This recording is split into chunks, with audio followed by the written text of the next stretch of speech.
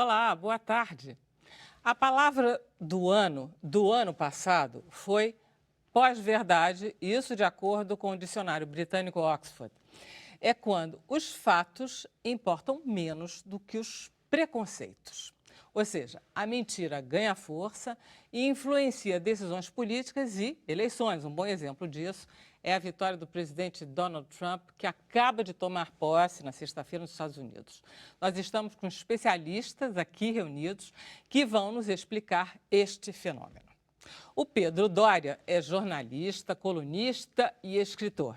E é também especialista em tecnologia e observador das polêmicas virtuais. Olá, Pedro.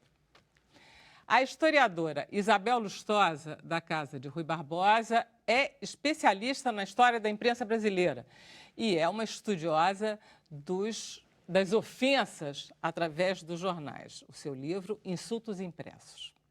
Bom, ele faz jornalismo isento de verdade. Ele é o Leonardo Lana e é humorista, roteirista e criador do portal Sensacionalista.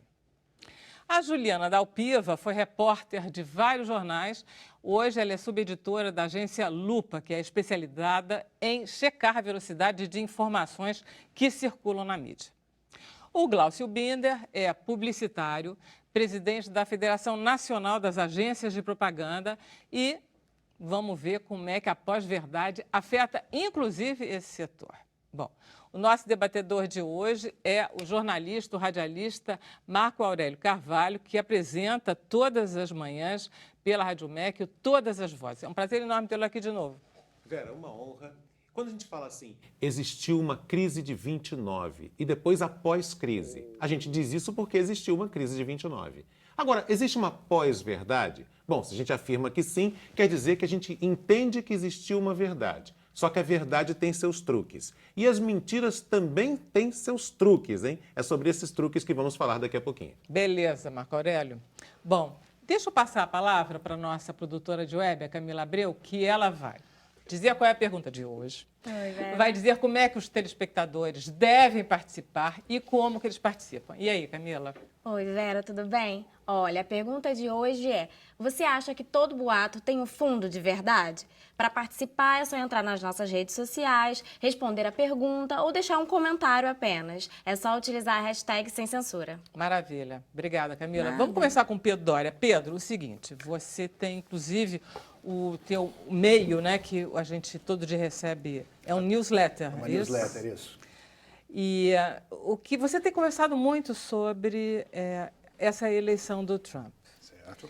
Nesse sentido, o que é pós-verdade? Explica para a gente o conceito, porque aí a gente vai evoluindo ao longo do programa. Vera, deixa eu só te pedir uma licença. Quando Pode? eu estava saindo de casa, meu caçula, que tem 5 anos de idade, pediu para eu dar um oi para ele. Faça favor. Posso? Oi, Felipe. Oi, Tom também. Isso posto. Oi, Felipe. Olha, eu acho, pegando aí a provocação do Marco Aurélio, eu acho que houve um momento, sim, que a gente pode pegar aí mais ou menos entre os anos 20. E em algum momento ali, entre final dos anos 90 e início do nosso atual século, em que existiu, sim, no mundo político, na maneira pela qual as pessoas chegam à informação política, um predomínio de uma imprensa profissional. Então, você tinha uma única fonte. Claro, eram vários veículos, né? Vários jornais, várias revistas, rádios, televisões, mas você tinha uma fonte profissional que a sociedade reconhecia como um lugar no qual você pode se informar. De alguma forma, e a internet tem muito a ver com isso, essa coisa começou a se desmontar. Então, e agora, nos últimos anos, está ficando cada vez mais claro que pessoas diferentes, de acordo com suas crenças, principalmente ideológicas, políticas, começam a procurar suas próprias fontes.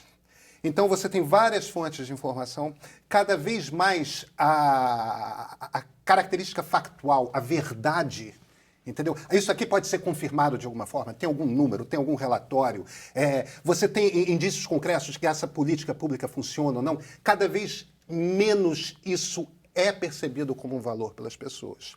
E cada vez mais o que é valorizado são aqueles argumentos que, factuais ou não, confirmam as suas ideias. E, no fim das contas, é disso que a gente está falando quando a gente está dizendo que a gente entrou numa era da pós-verdade.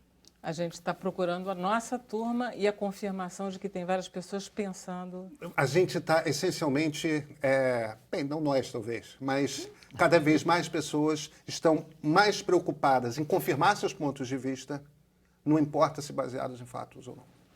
Isabel, eu me lembro, nos anos 60, ter um amigo jornalista era altamente confiável. O jornalismo representava uma fonte real de informação. A gente confiava nos amigos jornalistas, sobretudo numa época de ditadura, era legal aquilo.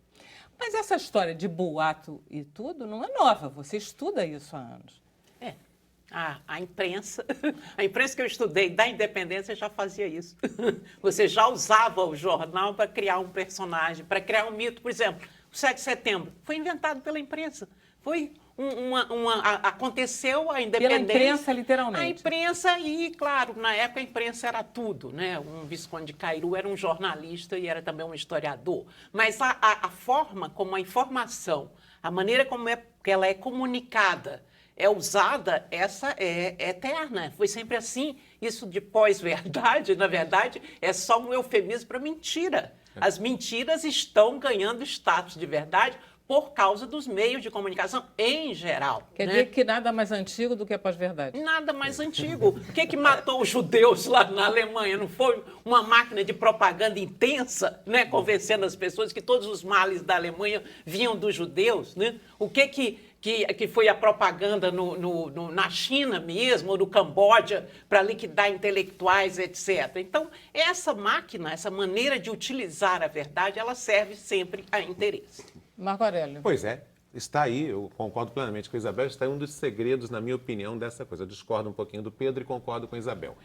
Existem, vamos imaginar duas caixinhas, a caixinha da mentira e a caixinha da verdade. Elas não são matemáticas. Elas, ao dizer uma verdade, você seleciona o que é mais interessante para você, por mais verdadeiro que você seja. Cada um vai selecionar que fatos são os mais importantes. Ao dizer uma mentira, o mentiroso vai buscar verossimilhança, ele vai buscar a proximidade com a verdade para parecer tão verdade, mesmo sendo mentira, que vai ter gente que vai acreditar que é verdade. Portanto, nos dois lados existem truques. Na forma de passar o que a gente costuma chamar de verdade e na forma de mentir, com maior ou menor grau de manipulação. Logo, eu concordo com a Isabel que esse termo pós-verdade é uma mera invenção de modismo que parte da nossa academia. Cai nessa armadilha, mas nada mais é do que a boa e velha mentira. Mais ou menos, vamos ver isso mesmo? Temos o programa inteiro. Juliana, olha só, uma das coisas que foi chamada dessa manipulação, mentira, pós-verdade que seja, foram os números de comparecimentos à porcaria da praça... Posse, do mall ali em frente ao Capitólio. Qual é o seu papel nessa história? Então, a gente trabalha checando as informações, assim, muito discurso público, dados públicos, programas governamentais, a situação, né? Não só especificamente o que os políticos dizem, pessoas públicas de modo geral, como também, às vezes, anúncios. A gente checou anúncios do governo federal, defendendo determinadas medidas e usando determinados dados. Semana passada a gente fez sobre a questão do Rio Ônibus, do Rio Ônibus, que divulgou uma série de dados para querer justificar o aumento da tarifa de ônibus aqui no Rio de Janeiro. Então, assim, a gente tenta buscar dados públicos e aí, para a gente, isso é, assim, essencial, né? Porque você acha que realmente está aumentando o número de mentiras, é isso? Eu não tenho dado para dizer assim, olha, aumentou o número de mentiras. Um fenômeno que eu acho que tem a ver com essa discussão em torno dessa pós-verdade, eu concordo com o posicionamento da professora, essa ideia de que a mentira é uma coisa realmente velha. A questão é que eu acho que as redes sociais propiciaram um ambiente de divulgação, e não é pela imprensa, são robôs, não que a imprensa não erre, né? Erros acontecem, mas assim, dentro do ambiente das redes sociais, a gente tem empresas especializadas em distribuir boatos. Tem mesmo? Tem empresa? Tem várias. Então, assim, você tem um fenômeno que está agregando outras questões. E aí, assim, identificar a origem de um boato é muito difícil. A gente trabalha, às vezes a gente recebe sugestão de pauta em torno disso. Alguns a gente consegue verificar, mas quando a gente não consegue conferir uma informação com um dado seguro e público, que a gente possa também ajudar as pessoas a conferir o próprio dado, a gente também não utiliza. Eu lembro de um ano passado que chegou, logo que o presidente Michel Temer assumiu, o governo ele colocou um novo slogan, né? E um novo... toda uma marca, né? A marca do... Novo logotipo. O novo logotipo, Ordem e exatamente. Progresso, não me Ordem e engano. Progresso. Isso. E aí o logotipo vinha com uma bandeira do Brasil com menos estrelas do que a bandeira, do que, né, as 27. E aí isso veio pelas redes sociais, veio pessoas perguntando se aquela imagem era real, se aquilo era verdade. E aí a gente fez a matéria, a gente foi, conferiu realmente lá o que tinha sido divulgado, tinha realmente menos estrelas do que a bandeira do Brasil. E aí depois a gente foi conferir com o marqueteiro, por que tinha sido utilizado. Aí descobriu-se que aquela bandeira utilizada era uma bandeira antiga, que tinha sido utilizada na época da ditadura militar. Enfim, criou-se toda uma história. Depois o governo quis dizer que, enfim, não estava pronto e tal. E aí foi consertando a história. Esse é um exemplo. Mas chegam vários, todos os dias. A culpa é sua, Cláudio. Porque quem fez a bandeira... Não, é verdade. São os marqueteiros, são os publicitários que puseram uma bandeira com menos uma estrela. Primeiro, é uma oportunidade. Menos várias. É uma oportunidade de dizer que publicitário é uma coisa, marqueteiro é outra, completamente Desculpe. diferente. Que mal. Eles sempre dizem isso. Não, mas eu, por certo. exemplo, nunca trabalhei com marketing político, claro. né? Até tenho contas, já tive contas públicas, mas não marketing político, marketing de candidato. Não, mas foi uma brincadeira. Pra você falar da eu discuto constantemente isso, eu tenho vários pontos, assim, concordo com a tua ideia de que agora as pessoas usam a verdade que lhe convém para reforçar suas teses, né? Eu sempre digo até que cuidado com o que você compartilha, especialmente aquilo que combina com o que você acredita, né? Porque muitas vezes são coisas fabricadas, e tem fabricante de notícia pra caramba. Mas com relação a marcas, né, como é que isso acontece, acho que toda marca ela procura ter um posicionamento e naturalmente ela tem uma reputação. Se a gente puder fazer uma aproximação desse tema para o mundo mercadológico, eu diria que o maior problema que a gente vive hoje é que os posicionamentos não combinam com as reputações. Você olha o que as marcas falam de si e como elas competem no mercado. E o consumidor, de uma maneira geral, está identificando isso e está criando alguns problemas de ruptura com as comunicações das marcas. Explica um pouquinho melhor. Eu vou explicar com um exemplo muito concreto. Simples assim. Você acha que essa companhia de telefone que fala isso é simples assim? Tudo que ela não é simples assim. Ou seja, a mentira tem prazo de validade na relação entre cliente e o produto. Sim, com certeza absoluta. Mas isso não é novo, isso é velho, né? A gente, na verdade, sempre buscou posicionar as marcas em cima da realidade. Por mais do que era elas... da tal pós-verdade que estejamos vivendo, Sim, chega uma sim. hora que essa tal mentira, essa manipulação, ela é descoberta. Sim. E às vezes não é nem manipulação, às vezes você que está trabalhando na comunicação, você identifica quais as características que são positivas para aquela marca em relação ao consumidor com quem ela quer falar. E essas características são desenvolvidas, são identificadas, mas o produto em si não faz aquela promessa de comunicação se tornar uma verdade. Ou é uma oposição ao que você passa como uma proposta de posicionamento de marca. Por isso que eu acho que hoje a nossa maior missão, como publicitários, é fazer com que posicionamento e reputação se conectem. Porque isso, de fato, muitas vezes não acontece. Os exemplos mais felizes são aqueles exemplos em que você olha e fala assim, essa marca é o que ela promete ser. Eu tinha a sensação sempre que a publicidade ela se destinava justamente a fazer o oposto, quer dizer, a me mostrar que a marca não era aquilo que eu achava que ela era, entendeu? Eu sempre achei que a publicidade me enganava mais do que me informava.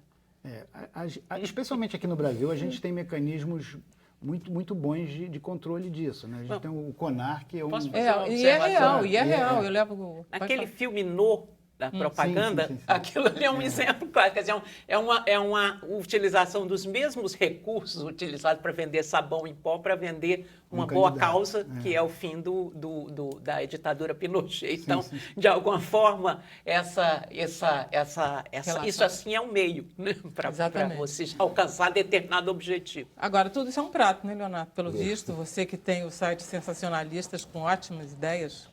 É curioso que quando esse assunto pós-verdade, né, tomou aí a mídia e as redes sociais, a gente foi muito procurado. E agora, como é que vocês vão fazer? O Facebook vai deletar as contas. Mas a gente não mente, né? A gente faz piada. Há de se diferenciar isso também. Né? A notícia é falsa e a sátira. Assumidamente né? falsa. E assumidamente falsa, né?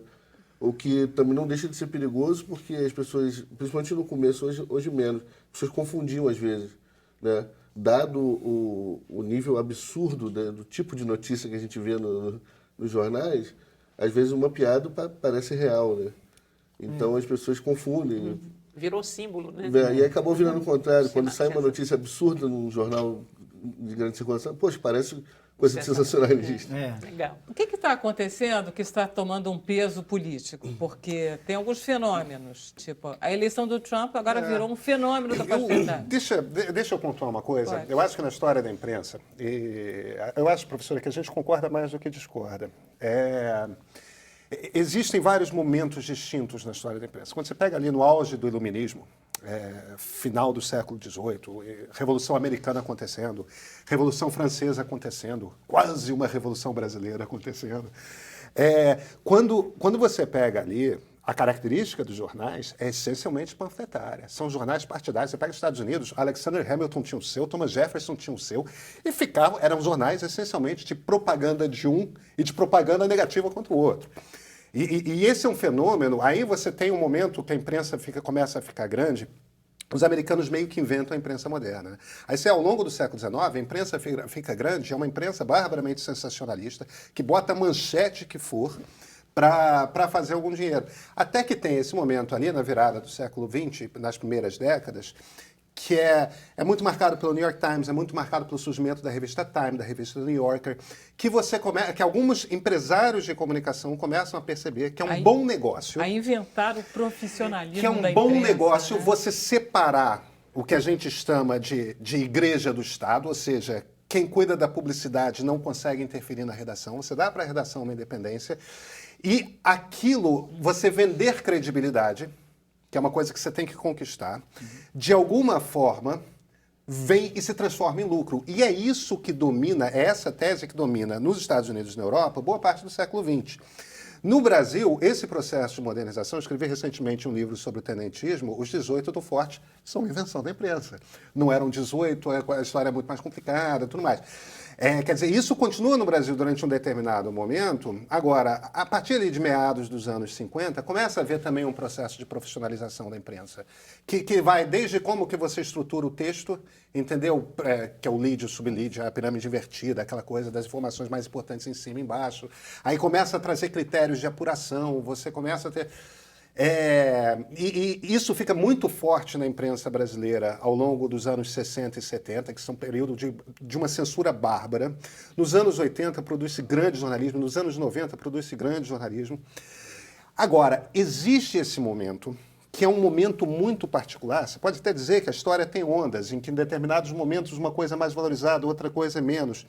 Um exemplo claro do que a gente chama de pós-verdade é a campanha do Brexit, que é a campanha da saída do Reino Unido da União Europeia. O principal argumento vencedor da campanha era de que o Reino Unido dava para a União Europeia 350 milhões de libras toda semana. E que, acaso acontecesse a saída da União Europeia, esse dinheiro poderia ser aplicado, no caso, eles diziam, no National Health System, né, no sistema de saúde nacional deles. O problema é o seguinte, esse número era falso. Isso nunca foi verdade. Esse número era absolutamente não sustentável. E todos os jornais britânicos de esquerda à direita, que lá os jornais são mais ideológicos do que aqui, né? Eles são assumidamente, marcadamente, você pega o Guardian, que é um jornal de esquerda, você pega o Telegraph, que é um jornal de direita. Mas todos os jornais fizeram o que os jornais fazem, que é, este número não se sustenta. A informação de que o número era falso, de que não sustentava, que isso, aquilo era uma... foi absolutamente distribuída por todos os canais de imprensa. E as pessoas escolheram não acreditar na imprensa. Quer dizer, tem um processo aí que é um processo muito particular. Não é apenas uma questão de, mentira sempre existiu. A gente está num mundo em que as verdades são publicadas. Gente como o pessoal da Lupa faz checagem de verdade o tempo todo, diz, olha o que os números dizem, olha o que... Você mostra as fontes, você vê... Sim, mas aí é por causa do empoderamento das pessoas que faz com que as subjetividades delas ganhem força, que elas não tinham antes. Claro que sim, mas o ponto é o seguinte, este é um fenômeno novo. Não seria a revitalização de um fenômeno antigo, só que mas com sim, outro, mas eu acho que viés. tem uma característica fundamental aqui, que é o seguinte, o acesso à informação correta existe hoje como jamais existiu na história. Porque na internet você encontra tudo que você quiser. E você tem pessoas profissionais que estão se especializando, é o caso das agências de checagem, que não estão nascendo à toa, entendeu? Você tem acesso à informação que te dá, não só, olha, isso aqui é verdade, mais do que isso aqui é verdade porque a fonte é essa, o raciocínio que você seguiu é esse. Quer dizer, você sustenta todo o argumento.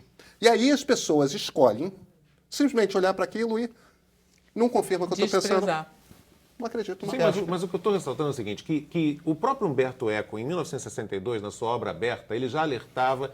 E olha, era bem antes do que se costuma chamar de pós-verdade. Ele já alertava que havia a intenção do autor, a intentius operis, que é a intenção da obra, e a intenção do receptor. Ou seja, que uma notícia nunca é lida da mesma forma, ela é lida de acordo com a subjetividade de cada um que vai ler e até com uma própria vida, né, uma vida própria que a obra ganharia. Quer dizer, a impressão que tenho, Pedro, e aí a gente não discorda totalmente, a gente discorda em parte, provavelmente esteja mais próximo da posição da Isabel, é que estamos falando das mesmas coisas, só que ganharam uma dimensão maior por causa do acesso que as pessoas têm para dizer coisas. O empoderamento, que é uma palavra também, né, pós-moderna ou chique, né? O empoderamento do cidadão que antes podia dizer essas coisas apenas no bar.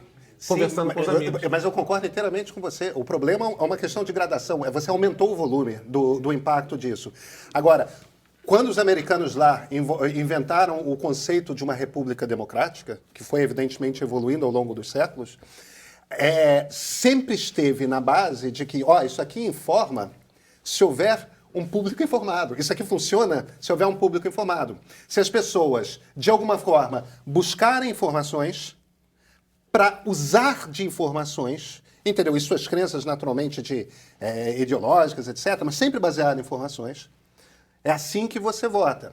A partir do momento em que o peso da informação deixa de ser relevante no seu voto, Não é isso, não, Pedro. O problema é a imprensa que está perdendo credibilidade. credibilidade. Perdeu credibilidade porque mentiu. Claro que tá. A imprensa Não, mentiu. não é porque mentiu, não é porque mentiu. Nas armas químicas do Iraque ajudou a propagar mentiras. Não, publicou a informação que tinha do governo e é do New York Times, e são do New York Times os furos de que depois a informação estava correta. Vamos ouvir o que a Isabel está falando, credibilidade. Fala. Não é que a imprensa tenha sido mais crível. A imprensa é uma empresa. As imprensas, os jornais, as grandes redes de comunicação são empresas. Defendem seus interesses, claro, elas sempre foram, conservam seus comunicadores, e elas tinham mas de alguma forma, a maneira que você, como ele mesmo disse, seleciona a manchete que vai ter destaque e a notícia que pode ser importante para alguns que está lá no box, assim, no canto, é uma manipulação também. Então, a imprensa funciona, perdeu credibilidade também por causa dela. É preciso que ela recupere. A chamada verdade tem seus truques. As imprensas sempre foram, a imprensa sempre foi movida por paixões ou interesses. As paixões são as paixões dos ideólogos. Então, em ter uma imprensa de direita e de esquerda, isso é legítimo. As pessoas estão aí. A liberdade de opinião, as pessoas se expressarem na internet ou de qualquer forma, isso aconteceu. Eu editei 2 dos 3 principais jornais do Brasil. Eu nunca tive uma ordem de enterra esse assunto, dá força para esse candidato. As coisas não funcionam assim.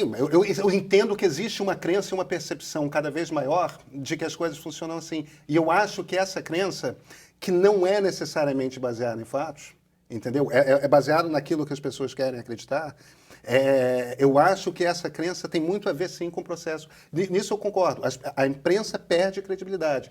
Mas eu acho que isso tem muito mais a ver com o surgimento e o aumento de poder das redes sociais. Será? Mas não será porque tem pouca imprensa? Poucos jornais? Quantos jornais tem o Brasil? Quantos grandes jornais tem o Brasil? Isso é um problema econômico. A imprensa no Eu Brasil vou passar tem a palavra para o Glaucio, Não, depois para a eu Juliana. queria incluir um novo elemento aqui que eu acho que o Pedro deve conhecer bastante, que é o filter bubble. Né? Você tem Explica, hoje... então, para a gente que não conhece o filter bubble. Na verdade, hoje, o conhecimento que a gente tem, muitas vezes, ele é orientado por algoritmos. Então, Tá. o que você recebe no tudo Facebook, pra na mim. página, é tudo para você. Então, as informações estão aí, a Lupo checa, mas o cara só vai ver aquilo que efetivamente ele quer ver. E ele não busca outras informações para ter uma posição contraditória e até formar uma nova posição. Então, eu acho que, apesar de estar tudo aí, as pessoas estão, como você falou desde o começo, as pessoas estão acreditando naquilo que elas querem acreditar. Glaucio, a gente nunca teve acesso a tanta informação na vida e mas não tão busca. fácil. Mas o não argumento busca. do Glaucio é importante porque cada vez mais a gente busca menos e fica passivamente recebendo o que o Facebook entrega, o que o Google entrega. E o Google e o Facebook são programados, e é isso... Algoritmamente. É um programa.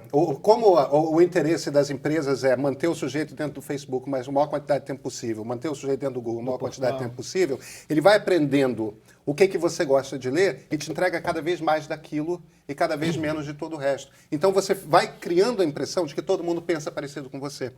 E esse é um dos processos que levam ao processo de extremismo que a gente tem hoje. E de cada vez menos gente se de colocando no capelinha, centro. né? De Exatamente. capela. Isso é verdade, Fala, mas a grande Juliana. mídia também isso é fazia interessante. isso um pouco. É que, assim, no Brasil, a gente tem talvez Sinta-se livre. muito menos empresas de comunicação do que nos Estados Unidos, por exemplo. E o movimento, né, o fenômeno é semelhante lá. Na eleição do Trump, o Dória estava aqui falando sobre a questão do Brexit.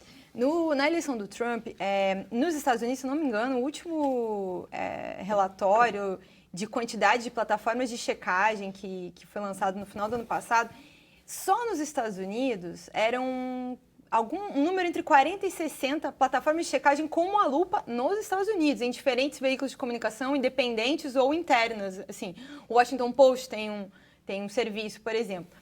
Em um dos discursos do Trump, em uma hora, o Trump fez 70 falsos. Ele deu 70 informações falsas. Tudo isso chegou para a população americana. É um dos maiores jornais dos Estados Unidos.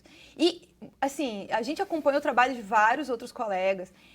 E as informações, os erros, os falsos, eram nas coisas mais simples e absurdas. Não era, assim, uma informação absolutamente complexa que a pessoa talvez tivesse dificuldade de entender.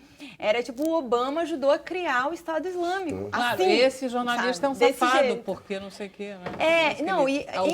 Entre outras informações, assim, das mais simples possíveis, que a pessoa não precisa talvez nem de um jornalista ou de uma matéria para conferir. Então, realmente, essa coisa... a gente, inclusive, patrocina, por exemplo, conteúdo na Lupa para atingir mais pessoas, para tentar fugir um pouco da bolha do Facebook que entrega só X e Z. E a gente percebe até pelos comentários, às vezes, nas matérias, essa questão. A pessoa comenta dizendo, e daí? E o fulano? Entendeu? A pessoa não quer saber, entende? Assim, a gente publica, a gente tem o cuidado sistematicamente de... se fazer uma checagem de um político, de um determinado partido, na outra semana ou nos dias próximos, pegar o outro espectro político. Isso, inclusive, é um documento de uma organização internacional que a Lupa faz parte. Isso é princípio de todas essas organizações que fazem parte desse grupo de checadores internacionais. Então, assim, se você for conferir as nossas publicações, você vai ver. Não vai ter 2, 3 de políticos do PSDB ou 2, 3 de políticos do PT. Assim, vocês tentam a gente se esforça ao máximo para tentar ir de um espectro político a outro, de um poder a outro, para tentar realmente ir para os assuntos que interessam. É engraçado que você está falando que, às vezes, a argumentação não é tão complexa. Ontem, o porta-voz da presidência foi lá desmentir uma foto da cerimônia de posse. Compararam a foto da posse do Obama com a foto do Trump, e eu falei, vocês são os canalhas, vocês estão inventando isso. Mas a foto não deixava dúvida. Então, sabe, não tem mais o que... Né? Virou crença, na verdade. O Donald Trump só é possível no ambiente no qual a gente está, né? Porque é um cara que abre a boca e mente. E os eleitores dele não acham... Eles sabem, os eleitores dele sabem que ele está mentindo, mas não é relevante. Criou-se um ambiente mesmo em que, para um número cada vez maior de pessoas, você até sabe que a informação é falsa, mas não é relevante. Mas existem momentos no histórico da sociedade, em outros momentos históricos, agora concordando com você também, mas existem momentos em que as pessoas têm uma necessidade muito mais da verossimilhança do que da verdade. Tem um caso aqui no Rio, muito interessante, no início dos anos 90, aconteceu um acidente na linha férrea, né? E os jornais todos divulgaram que foram 7 mortos na estrada de ferro central do Brasil, aqui do Rio de Janeiro. E aí, por um erro de uma apuração de um repórter que pegou errado, ele publicou 29 mortos. Então era o único jornal que estava errado. E um amigo meu, que é jornalista também, passou perto da banca e ouviu as pessoas comentando, tá vendo? Só esse jornal aí que deu certo, 29. Os outros estão tudo vendidos para a companhia. Para a companhia do trem metropolitano. Só aquele falou certo. Olha só, deixa eu pedir a nossa colaboração aí do público. Gente, vocês acreditam que todo boato tem um fundo de verdade? A Camila está lá esperando a sua resposta. O problema não está ligado também à falta de politização ou que está acontecendo em termos eleitorais, por exemplo? A gente só fala de voto aqui.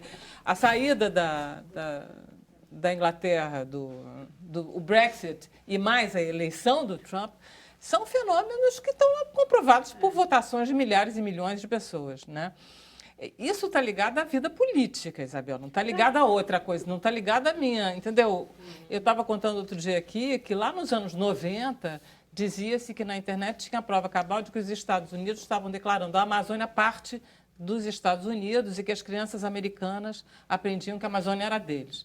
Isso era absurdo, entendeu? Mas isso é educação, sabe-se lá o quê? A gente está falando de eleição, ou seja, eu vou lá, levanto e voto.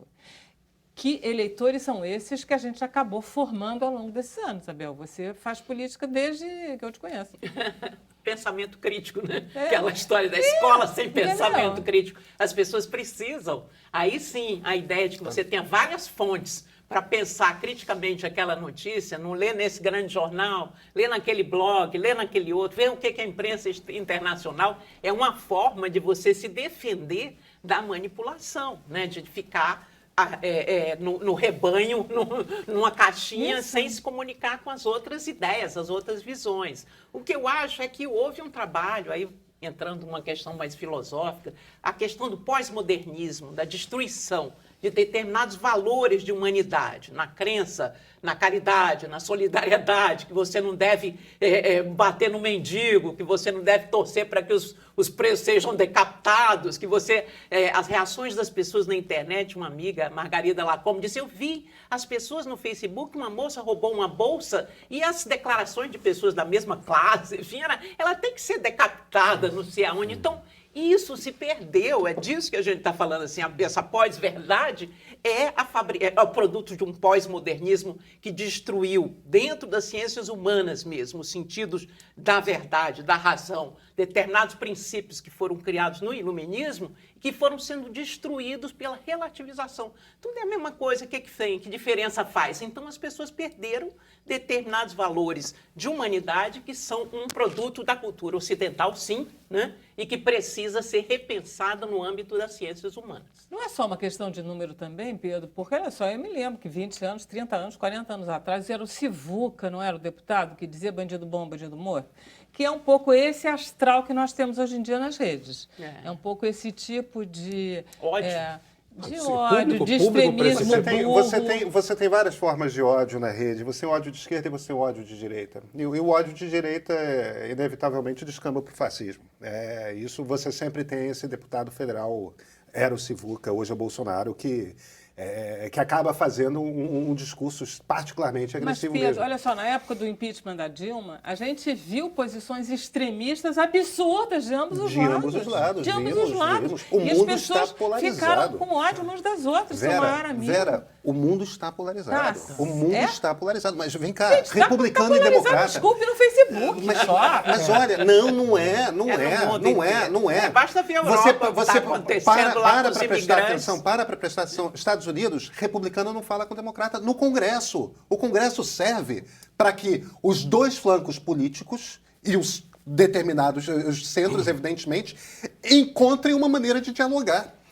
É isso para isso que serve o legislativo. Exatamente. Só que o que acontece? Nos Estados Unidos, republicano e democrata não fala mais. Tem mais Um com o agora. outro. Agora tem republicano com Em republicano que não Israel, fala. trabalhista e Likud não se falam e o Kadima desapareceu. Você vai para a Espanha, PSOE e PP não se falam mais, um não quer olhar para o outro. Tory e conservadores e trabalhistas no Reino Unido não se falam mais. Por quê? Porque o eleitor põe neles um peso que é o seguinte: se você ceder um único passo para o outro lado, um único centímetro para o outro lado, você está traindo a nossa causa. Mas o que a E gente isso vê- está acontecendo no Brasil. A gente vê um Também. desprezo pela atividade política também muito grande ao mesmo tempo. Então está muito Sim. complicado. Né? Bom, a gente vai para o intervalo e depois do intervalo a gente segue o nosso papo aqui sobre a pós-verdade. O Sem Censura é um programa da TV Brasil.